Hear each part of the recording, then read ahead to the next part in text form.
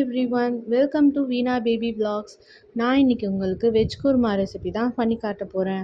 அதுக்கு கடாய் நல்லா சூடானோன்னே 4 table spoon எண்ணெய் விட்டுக்கோங்க. எண்ணெய் நல்லா காஞ்சோன்னே 2 இலை, 3 பட்டை, 2 ஏலக்காய், 2 கிராம்பு சேர்த்துக்கோங்க. இது கூடவே 2 மீடியம் சைஸ் ஆனியனை கட் பண்ணி வச்சுருக்கேன், அதை ஆட் பண்ணிக்கிறேன். வெங்காயம் நல்லா வதங்கணும். வெங்காயத்தோட கலர் நல்லா சேஞ்ச் ஆகுற வரைக்கும் வதக்கி விடுங்க. வெங்காயம் நல்லா வதங்கி வந்தோன்னே 2 டேபிள் ஸ்பூன் அளவு இஞ்சி பூண்டு பேஸ்ட் ஆட் பண்ணிக்கிறேன்.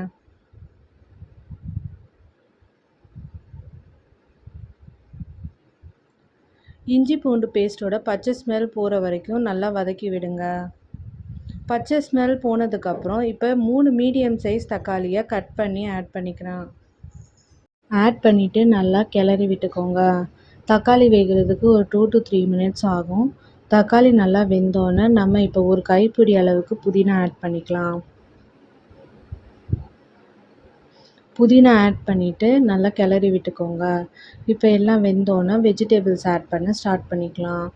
நான் இன்றைக்கி வெஜிடபிள்ஸ்க்கு பிரிஞ்சால், கேரட், பீன்ஸ், பொட்டேட்டோ, நூக்கல், அப்புறமா காலிஃப்ளவர் வெஜிடபிள்ஸ் தான் நான் இன்றைக்கி ஆட் பண்ணியிருக்கேன்.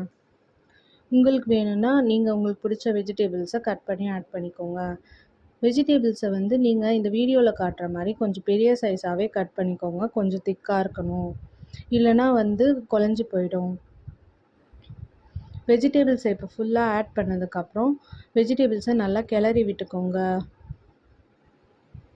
கிளறி விட்டுட்டு ஒரு 5 to 10 மினிட்ஸ் நல்லா வேக விடுங்க. வெஜிடபிள்ஸ் நல்லா வெந்து வரணும். வெஜிடபிள்ஸ் வேகிறதுக்குள்ளே நம்ம இப்போ இதில் அரைச்சி விடுறதுக்கு தேங்காய் பேஸ்ட் ரெடி பண்ணிடலாம். தேங்காய் பேஸ்ட்டுக்கு நான் இன்றைக்கி 2 தேங்காய் பத்தை எடுத்திருக்கேன், அதை கட் பண்ணி ஆட் பண்ணிக்கிறேன். தேங்காய் பத்தை கூடவே 1 டேபிள் ஸ்பூன் அளவு சீரகம், 1 டேபிள் ஸ்பூன் உடைச்ச கடலை, அப்புறம் பாதி வெங்காயம். இதை கொஞ்சம் தண்ணி விட்டு அரைச்சி எடுத்துக்கிறேன்.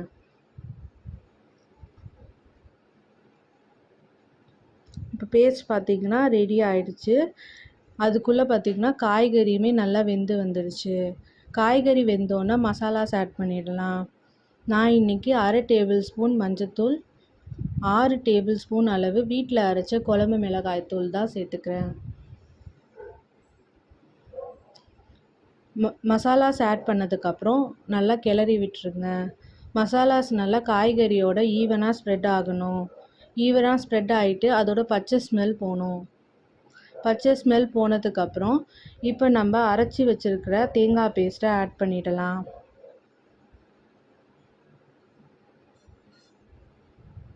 தேங்காய் பேஸ்ட்டை ஆட் பண்ணிவிட்டு 2 ஸ்பூன் அளவுக்கு கல்லுப்பு சேர்த்துக்கோங்க. நான் மோஸ்ட்டாக கல்லுப்பு தான் சேர்த்துப்பேன். சால்ட் சேர்த்துக்கிட்டா அது இன்னும் கூடவே கொஞ்சம் சால்ட்டியராக இருக்கும். அதனால கல்லுப்பு தான் நான் மோஸ்ட்டாக ப்ரிஃபர் பண்ணி ஆட் பண்ணிப்பேன். இப்போ இது கூடவே 1 சொம்பு அளவு தண்ணி சேர்த்துக்கோங்க. நான் ஆல்ரெடி தேங்காய் அரைக்கும் போது 1/2 சொம்பு அளவு தண்ணி சேர்த்ததுனால இப்போ 1 சொம்பு அளவு தான் சேர்த்துருக்குறேன் எக்ஸ்ட்ராவாக. உங்களுக்கு கொஞ்சம் திக்காக வேணும்னா நீங்கள் 1 சொம்பு அளவு டோட்டலாக சேர்த்துக்கோங்க. இப்போ இந்த தேங்காய் பேஸ்ட்டை ஆட் பண்ணதுக்கப்புறம் நல்லா கிளறி விட்டுட்டு 5 மினிட்ஸ் கொதிக்க விடுங்க. தேங்காயோட பச்சை ஸ்மெல் போகிற வரைக்கும். அவ்வளோதாங்க, குருமா கொதி வந்தோன்னே ரெடி ஆகிடும். இப்போ பார்த்தீங்கன்னா நம்ம குருமா ரெடி ஆயிடுச்சு. உங்களுக்கு இந்த வீடியோ பிடிச்சிருந்துச்சுன்னா லைக் பண்ணுங்கள், கமெண்ட் பண்ணுங்கள். வீணா பேபி vlogsக்கு சப்ஸ்கிரைப் பண்ணுங்கள். பாய்.